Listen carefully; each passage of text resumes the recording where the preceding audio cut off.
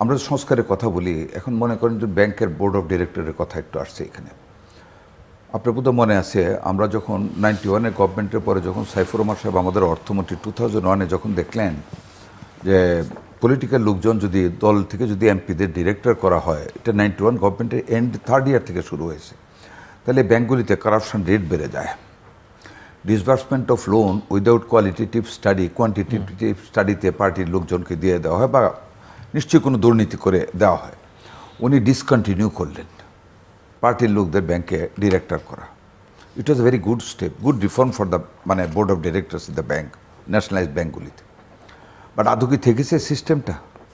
আওয়ামী লীগের আমলে এসে দেখেন আপনি কী হারে লুটপাট হয়েছে। আমি নাম বলতে চাই না, একজন মহিলা ডিরেক্টর বেসিক ব্যাংক, কত শত কোটি টাকার মালিক হয়েছে, ব্যাংক লুট করে নিয়ে গেছে সবাই।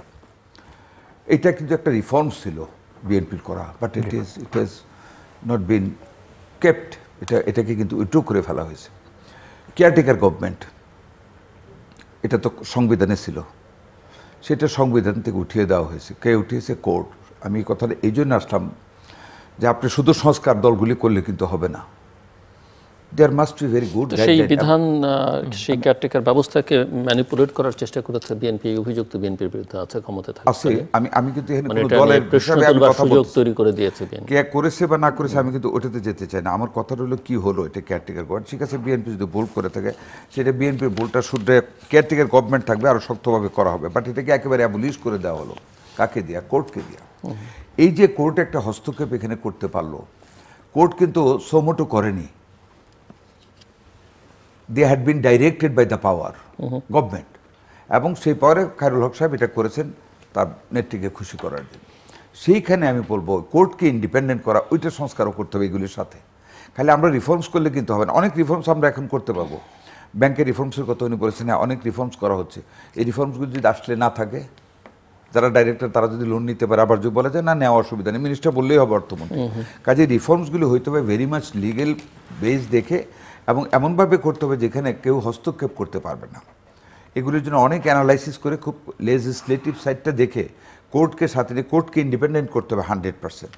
সংসদের অথরিটি কতটুকু, গভর্নমেন্ট কোন ব্যাপারে হস্তক্ষেপ করতে পারবে, ইচ্ছা করলে ব্যাংকের ডাইরেক্টর আবার করতে পারবে, এগুলিকে বন্ধ করতে হবে। রিয়েল রিফর্ম যদি আপনি মিন করেন, তাহলে যেগুলি এখন করা হবে for the good of the nation, যে রিফর্মসগুলি এখন করা হবে for the economic betterment, for the political betterment, এই রিফর্মগুলি যাতে স্বার্থান্বেষী কোনো সরকার এসে, কোনো রাজনৈতিক দল এসে যাতে শেষ না করে দিতে পারে, যাতে উইথড্র না করতে পারে, যাতে আবার সমাজটাকে ধ্বংসের পথে না নিতে পারে, ওই প্রোটেকশনটাও রিফর্মসের মধ্যে লিগেলি দিতে হবে, যাতে করে নোবডি ক্যান টাচ ইট, এটাও করতে হবে। আচ্ছা, আরেকটা জিনিস আপনাকে যেটা বলছি, সংরক্ষিত নারী আসন সংসদে এখন বিএনপি যেটা বলেছে যে আমরা সংসদে এসে এটা করব, আমি মনে করি that is the correct thing. কারণ এই জিনিসটা এখন বলবে 350, আমরা সংসদে এসে বলবো যে এটা 300 থাকবে, 12 কমাই দিলাম বা 400 করে ফেললাম। কাজে আমি যে জিনিসটা মিন করতে চাই সেটা হলো উই শুড ডু সামথিং।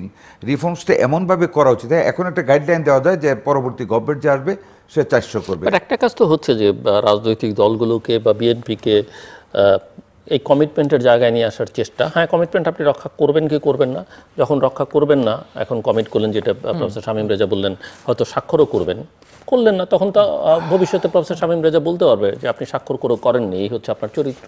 সেটাও তো একটা অবগতি। ওইটা তো আমি আগেই আপনাকে বললাম যে এখন কিন্তু সংস্কারটা করলে যদি কেউ উঠায় দেয়, পরে কিন্তু জাতি বসে থাকবে না। অফ দ্য রেকর্ড বলতেছিলাম। আবার কিন্তু আমরা রাস্তায় নামতে পারবে। আমাদের কিন্তু এখন আর জাতি সে আগের জায়গায় নেই। কাজে এখন করলে যে রক্ষা করবে না, 1991-এ কিন্তু আমরা সংসদীয় গণতন্ত্র করতে হয়েছে। হ্যাঁ, তখন যে না করলেও তো পারতাম, বাট করেছি, এবং ইট ইজ আবার অনেক কিছু করেন, মানে অনেক কিছু হয় না, বাট সবচেয়ে ইম্পর্টেন্টটাই হয়েছে, যেটা মানে পার্লামেন্টারি ডেমোক্রেসিটা ওটা হয়েছে। কাজে আমি মনে করি যেটা সংস্কারগুলো, যেটা দলীয় সংস্কার, এই সংস্কারের সাথে প্রত্যেকটা রাজনৈতিক দলের সংস্কারের দরকার আছে। সেটাই তো উনি বলছেন, যেটা শামীম ভাই বললেন, এটারও কিন্তু দরকার আছে। খালি এই জিনিসগুলি সব কিছু করতে হলে যেটা এই যে একটা আবার ফিরে আসে, আমি এখানে জাতীয় ঐক্যমত্যের প্রয়োজন আছে। কিন্তু আদৌকে আমাদের জাতীয় ঐক্যমত্যটা হওয়ার দিকে কোনো লক্ষণ দেখতেছি আমরা? আগের দিন বলতেছে যে আমরা ফেব্রুয়ারির মধ্যে নির্বাচন চাই। আমি কারো সমালোচনার জন্য বলতেছি না, I am just talking about the nature of our political parties and political leaders.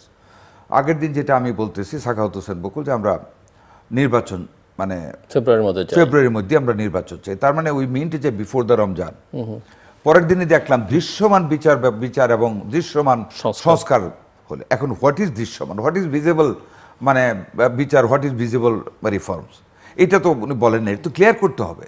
এইভাবে যদি আমরা বেগ কথা বলে যাই তাহলে তো এইভাবে বেগ বলতে বলতে ইলেকশনের ডেটও আসবে, এই গভর্নমেন্ট চান্স নিয়ে নেবে, ষড়যন্ত্রকারীরা চান্স নেবে।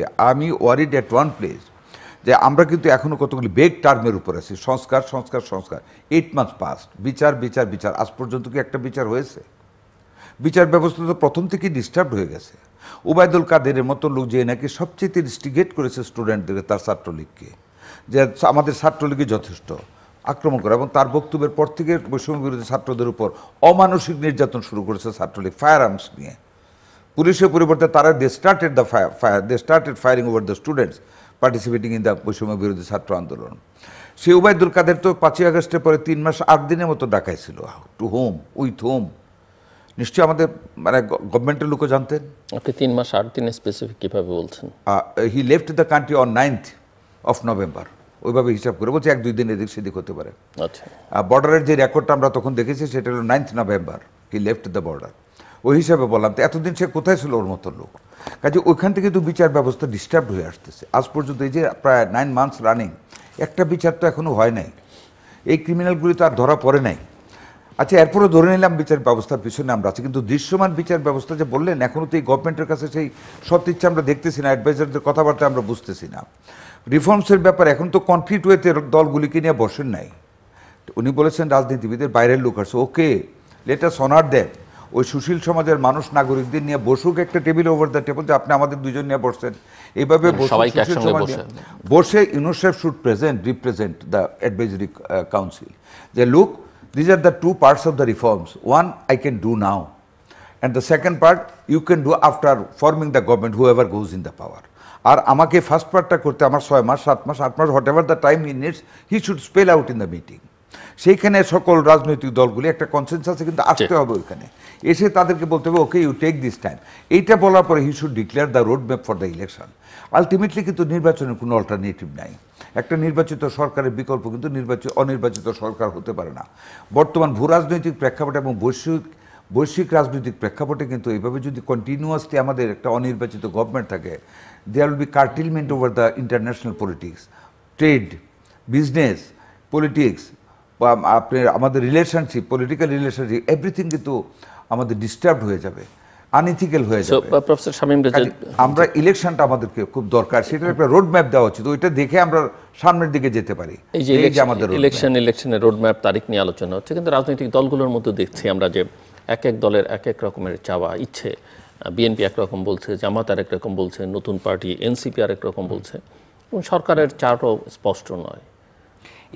এই জায়গাটা কিন্তু খুব মানে কৌতূহল উদ্দীপক, এবং আমাদের গভীরভাবে একটু বিশ্লেষণ করবার প্রয়োজন আছে যে আমরা একটা সংস্কার প্রস্তাব দাঁড় করি।